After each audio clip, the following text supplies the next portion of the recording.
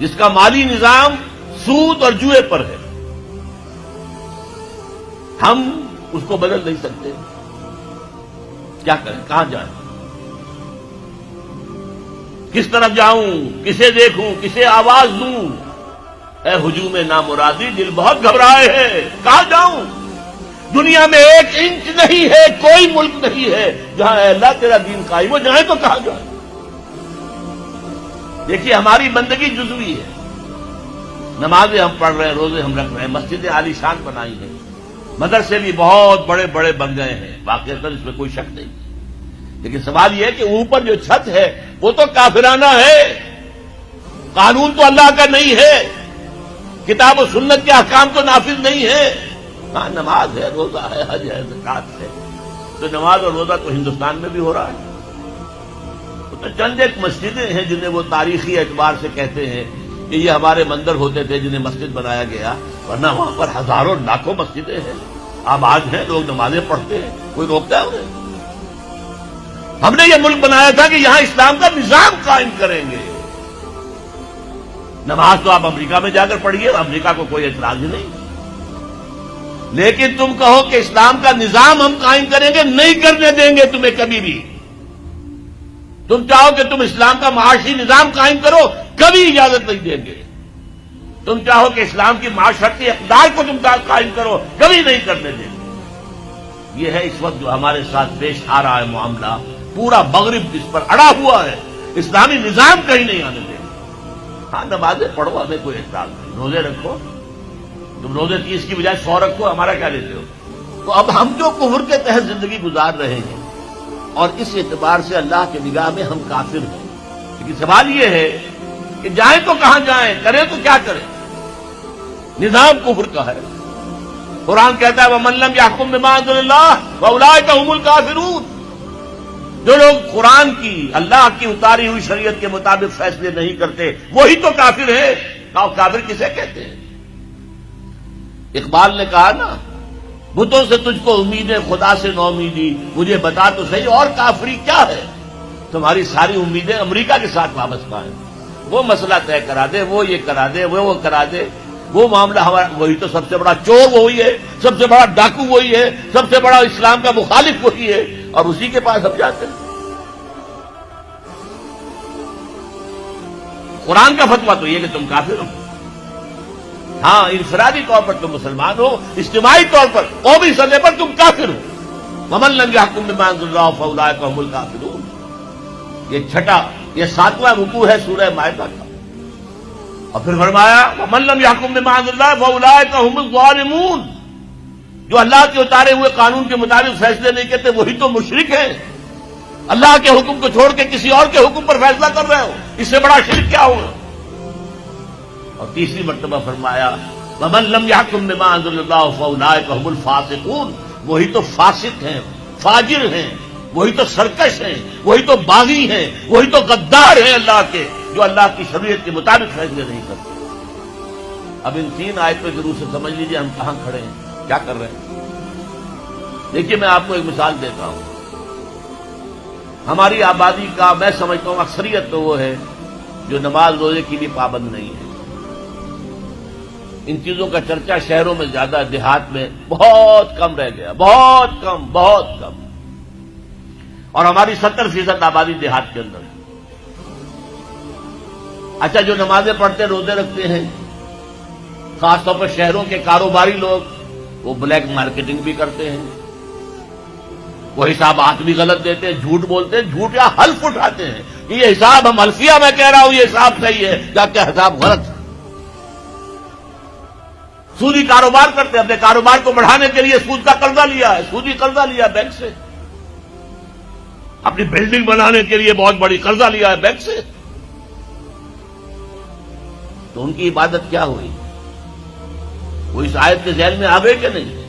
افتؤمنون ببعض الکتاب وتکفرون ببعض فما جزاء من يفعل ذلك منكم الا خزي في الحياة الدنيا ويوم القيامة يردون الى اشد العذاب وما الله بغافل عما تعملون.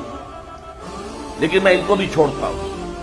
فرض کیجئے ایک شخص ہے، نماز پڑھتا ہے پوری 5 وقتہ مسجد میں، رمضان کے روزے رکھتا ہے، اور بھی اللہ توفیق دیتا ہے، ایام 20 کے روزے رکھ لیتا ہے، یا ہفتے میں 2 روزے رکھتا ہے، سوموار کے اور جمعرات کے وغیرہ، زکوٰۃ دیتا ہے، کاروبار بھی سارے حلال کر رہا ہے، حرام نہیں کر رہا، سود میں بھی براہ راست ملوث نہیں ہے، نہ پیسہ سود پہ اوپر بینک میں رکھ کر سود کھایا، نہ سود پر قرضہ لے کر کوئی اپنا کاروبار بڑھایا، نہ کوئی اپنا کارخانہ لگایا، نہ کوئی اپنی بلڈنگ اونچی بنائی،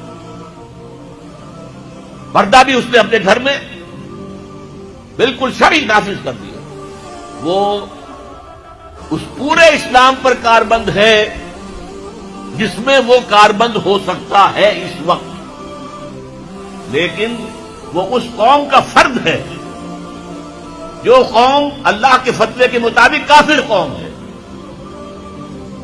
جو اللہ کے فتوے کے مطابق مشرک قوم ہے، جو اللہ کے فیصلے کے مطابق فاسق و فاجر قوم ہے۔ قوم کے فرد تو ہم اسی کے ہیں، چور کا ہاتھ تو نہیں کاٹا جا رہا، ڈاکوؤں کو وہ سزا تو نہیں جا رہی سورہ مائدہ میں جو آئی ہے، ان کے ہاتھ اور پاؤں مقابل سم سے کاٹ دیے جائیں، یا یہ کہ انہیں ملک سے باہر دفع کر دیا جائے، قتلوا تقتیلا، ان کے ٹکڑے کر دیے جائیں۔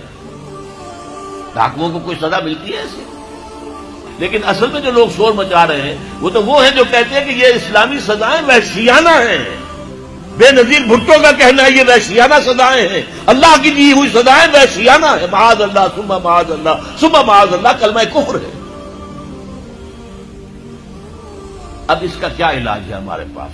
کیا کریں؟ میری بات کو توجہ سے سنیے، اس نظام باطل کو ذہناً تسلیم مت کرو، اس نظام باطل کی خدمت مت کرو، don't reconcile with it, don't serve it, don't support it, اس نظام کے تحت پھلنے پھولنے دولت مند بننے کی کوشش مت کرو، بلکہ اپنی زندگی کو سکیڑو، اپنی ضروریات کو کم کرو، اپنے آپ کو ذرا آزاد کرو، اپنا وقت، تاکہ اس وقت کو تم لگا دو اس نظام کے خلاف جدوجہد میں، ایک ایسی جدوجہد، ایک ایسی کوشش کہ اس نظام باطل کو جڑ سے اکھیڑ کر پھینکنا ہے اور اس کی جگہ نظام حق، دین حق نافذ کرنا ہے۔ یہ جدوجہد اگر کرو گے، تن من دھن لگاؤ گے، تو یہ کفارہ ہو جائے گا کہ تم کافرانہ ملک میں رہ رہے تھے، جس کا نظام کافرانہ تھا۔ تم چاہے اپنے آپ کو مسلمان سمجھتے تھے، لیکن نظام کافرانہ تھا جس کے تحت تم زندگی گزار رہے تھے۔ ہاں، اگر یہ کرو، اے اللہ میں نے اس نظام کو ذہناً تسلیم نہیں کیا، اے اللہ میں نے اس کی خدمت نہیں کی، میں نے اسے سپورٹ نہیں کیا، اے اللہ میں نے اس کے درمیان اس کے نیچے رہتے ہوئے عیش کرنے کی کوشش نہیں کی، اے اللہ بلکہ میں نے کم سے کم اپنی ضروریات کر کے وقت نکالا اور اس کے خلاف جدوجہد کی، اس نظام کو اکھاڑ کر پھینکنے کے لیے کوشش کی، اور تیرا نظام لانے کی جدوجہد کی۔ لا نہیں سکے تو اے اللہ ہم کیا کریں؟ ہمارے اختیار میں تو نہیں ہے، وہ آئے گا تو اسی وقت جب تیری مرضی ہوگی، تیرا منشا ہوگا، لیکن ہم نے اپنی زندگی لگا دی۔ اگر تو یہ ہے تو کفارہ ہو گیا، اللہ کے عذاب سے آپ بچ جائیں گے۔ اگر یہ نہیں کہہ سکتے، آپ تو بھر اپنے باطل نظام میں رہ رہے ہیں، عیش کر رہے ہیں، اور آپ پھیلنے پھلنے پھولنے کی کوششیں کر رہے ہیں، اور زیادہ عیش مل جائے، اور زیادہ آسائشیں مل جائے، بڑا مکان بنا لوں، اور بڑا محل بنا لوں، اور بڑی حویلی بنا لوں، اور کاروبار پھیلا لوں، ایک مل کا 2 بن جائیں، 2 کے 3 ہو جائیں۔ اگر اس چکر میں آپ رہے اس نظام باطل کے تحت، تو آپ اسی کے ایبیٹر ہیں، آپ اسی کے مؤید ہیں، آپ اس کے سپورٹر ہیں، اور آپ بھی اتنے ہی بڑے مجرم ہیں جتنا بڑا یہ